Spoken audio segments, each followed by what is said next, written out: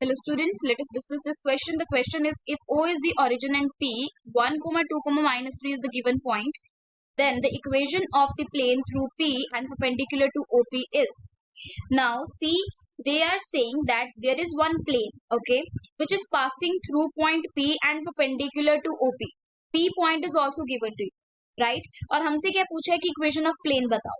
अब देखो यहाँ पर जो कॉन्सेप्ट है, द कॉन्सेप्ट इज कि अगर आपके पास एक plane x1, x2, x3 point से पास करता है तो इक्वेशन ऑफ अ प्लेन क्या होती है? a times x minus x1 plus b times x minus x2 plus c times this is y, okay, y minus x2 plus c times z minus x3. This is the equation of the plane.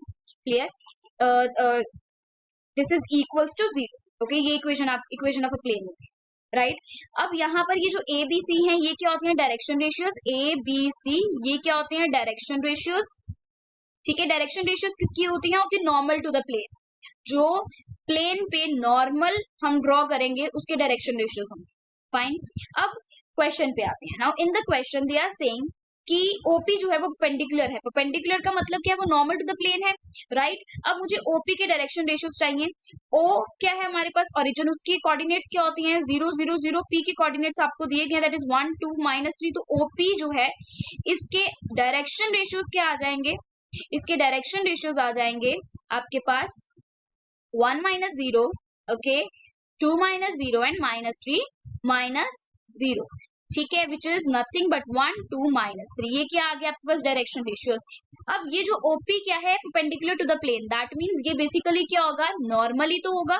ठीक है, तो normal की आपको क्या पता चल गया? Direction ratios. That means यहाँ पर ए आपका क्या होगा? 1 होगा, बी क्या होगा? 2 होगा और सी क्या होगा? माइनस 3 होगा. अब आपको गिवन है कि ये जो प्लेन है ये किससे पास कर रहा है?